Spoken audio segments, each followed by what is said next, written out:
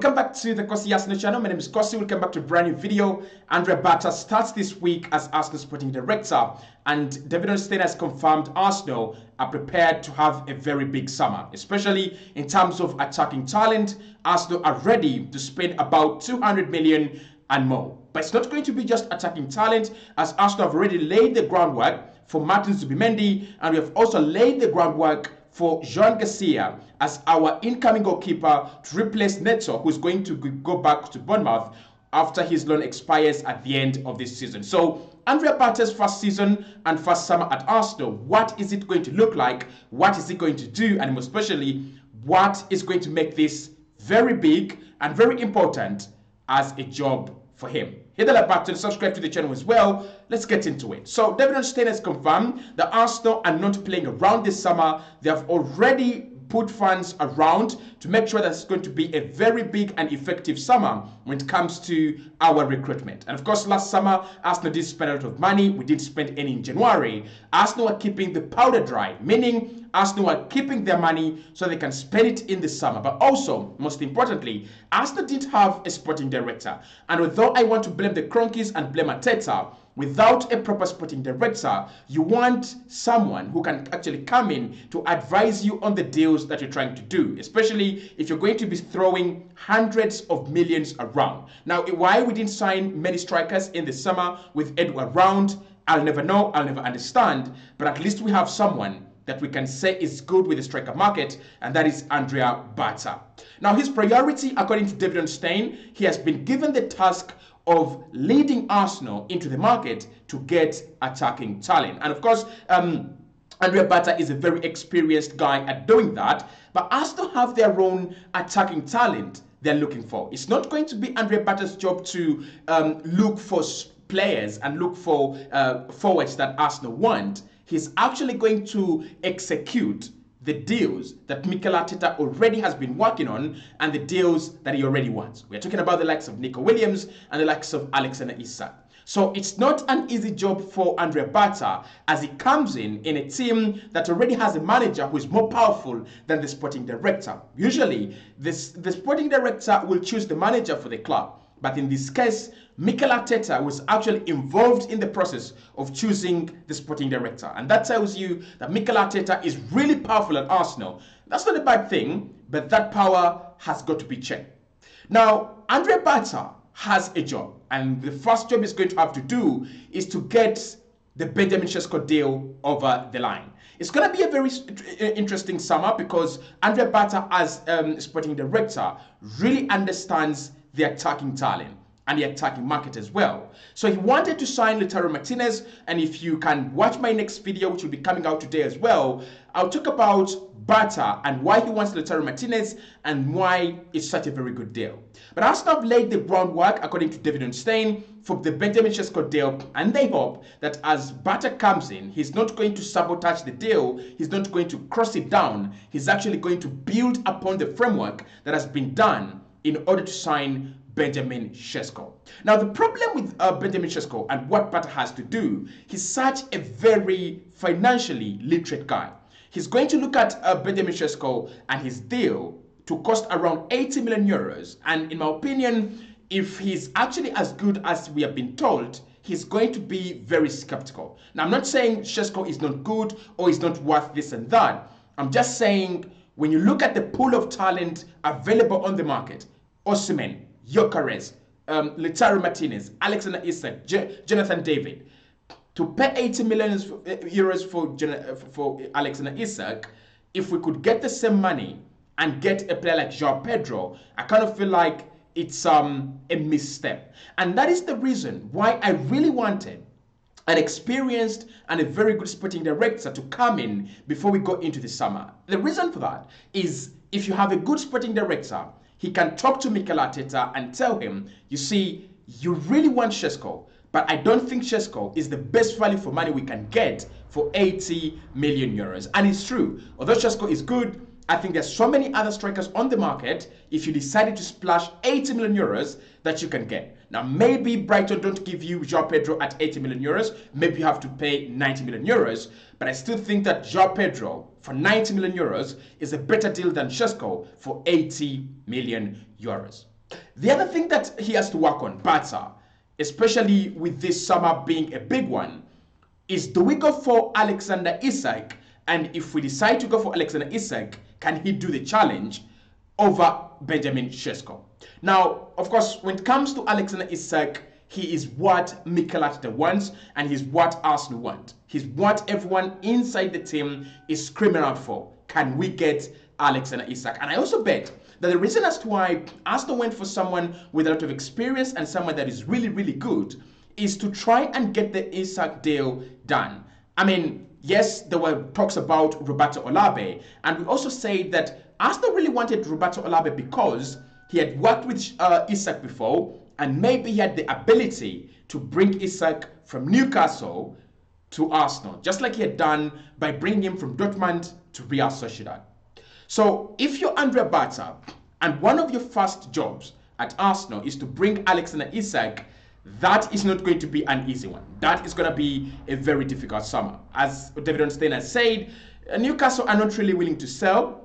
They have already said that their intention is not even to talk about or negotiate with anyone. So it looks like Arsenal are trying to knock on a clearly sealed door.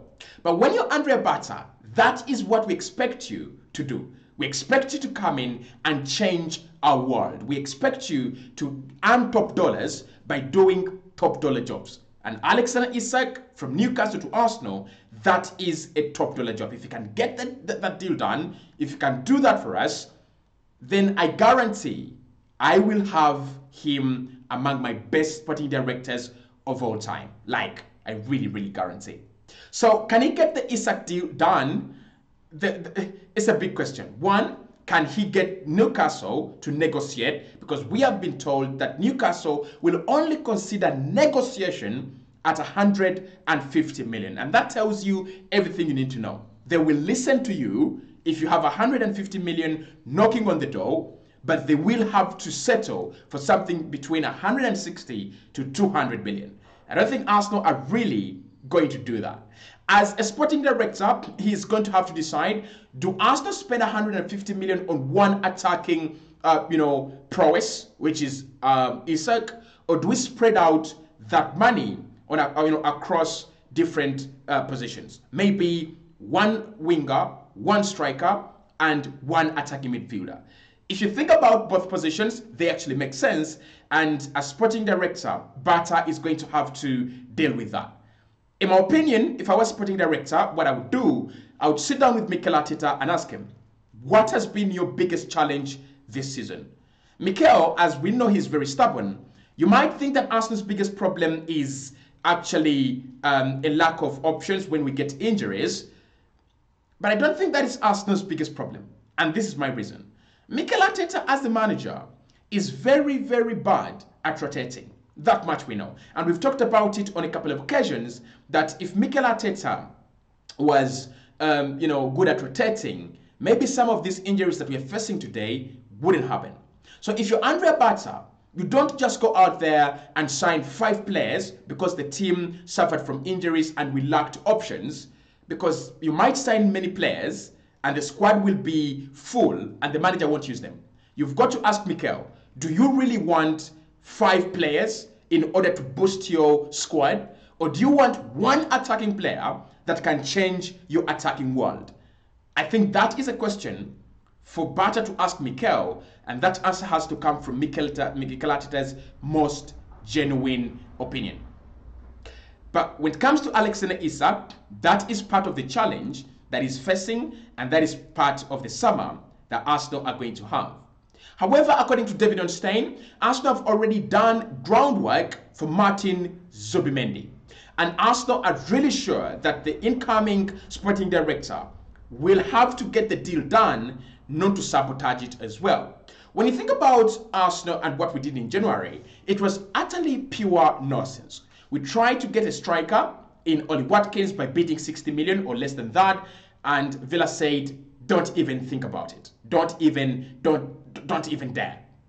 But if we had a good sporting director, maybe Oli Watkins would have been an Arsenal player. Maybe, maybe not.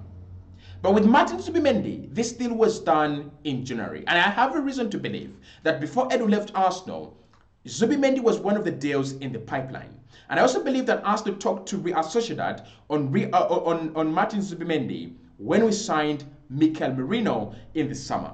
That was a genius plan. Sign Mikel Merino, but also keep a good relationship with Real Sociedad so that when you go back for Martin Zubimendi, the deal can be done. Genius. So I think this is going to be an easy one for Andrea Berta. All he has to do is to come in and honor the agreements and also make sure that whatever relationship we have with Real Sociedad is kept. I mean, we have signed players from there before. You don't want us to mess this up. The likes of, Monreal came from there, and I hope that we keep the relationship open. So I think it's gonna be an important summer, but some of the work has been done for him. But some of the deals that he has to deal with right from scratch is going to be the Nico Williams deal. Arsenal want a winger. And although Mikel Arteta is a big fan of a couple of them, Bryan Mbeumo being the other, it looks like Mikel is fixated on Nico Williams. And Andrea Berta is going to have a big challenge ahead of him. You've come in and you've been hyped as one of the best. If you can't get Isak for us, can you at least get Nico Williams? Now, in my opinion, again, this really doesn't depend on how much money you have as a deal. It depends on your ability to convince Nico that Arsenal is the best destination and that he's going to flourish and his career is not going to suffer a setback. When he was asked about why he didn't move last summer, Nico Williams said, "I really love Atletico Bilbao. Me and my brother, this is our life. Atletico has been the best thing to us and you just can't walk away. So if it means staying for another season, I don't have a problem with that." And he's also earning very good money in his contract at Atletico Bilbao. So you're not just going to give him money and he works. So what are the words and what are the opportunities that Andrea Berta is going to point at to make Nico Williams move from Barcelona, move from Atletico Bilbao, move from Spain, move from near Lamine Yamal, far away across the Atlantic or the Pacific to England? We wait. But as we wait, Arsenal also have two undefined positions that we have to deal with. One of those positions is definitely an attacking midfielder, and the other is if we lose Kivio, do we actually sign another defender? And if we did, what is the profile? Mikel Arteta with Edu, they have done a good job at signing very versatile defenders in Timber, Calafiori, Kivio, Gabriel, Saliba, and the others. I don't think Mikel signed Saliba though. But there is something that we do not have in this team. And I think when our back four is already out there, we are lacking a player that can come on at any time in defense and just goes wow and makes us say wow. Now, as I've looked at Tyrick Mitchell before on the left, we have also looked at McGahey, both of them from Crystal Palace, and whether those are positions Arsenal will look at, that remains to be seen. But what I would like to say is that Arsenal would need to get a defender if Kieran Tierney, Alexander Zinchenko, and Kivio leave, and that's going to be the job of Andrea Berta to decide who it's going to be. In terms of the attacking attacking midfield, that is where my question is. Again, the sporting director will have to talk to Mikel Arteta and ask him, do you want a number 10? Do you want a player that can actually play in the 10 role, a bit like the way we have seen Joao Felix? Or do you want a player like Martin Odegaard that can really play deep and then create chances? In my opinion, if I was the manager, I would ask for the former rather than the latter. And the reason for that is Arsenal really have very good players that can sit deep and carry the ball and dictate play. Rice, Merino, Odegaard, Partey, Zinchenko, and the list is endless. Even Lewis Kelly and Timber can do that. But what we don't have in plenty is players that can really break through the lines. The likes of Phil Foden, Bernardo Silva, and KDB. Something like that. And if we can get that done, I think Andrea Berta is going to have to work with Mikel. And then there is the problem of the new goalkeeper and Sels. Of course, Arsenal have already identified Jean Garcia as the goalkeeper that we want, but being an experienced sporting director, I won't be surprised if he goes for another option. Obviously, this is the guy that signed Jan Oblak for Atletico Madrid. I have no reason to doubt him. So if he doesn't sign Jean Garcia, don't be disappointed. But we have to deal with this goalkeeping situation for once and for all, in that we don't have to deal with it once again. In terms of player sales, there's going to be some easy decisions, like Jorginho and Kieran Tierney, who are going to leave the club on a free this summer. Arsenal really don't have to work on their contracts. But then we're also going to have some difficult decisions to work with. And that is, do you extend Leandro Trossard's contract or do you not? Do you sell Gabriel Martinelli or do you not? And what happens with Kivio and Fabio Vieira? In my opinion, that's going to be the hard work. And also, what do you do with Tomiyasu and what do you do with Gabriel Jesus?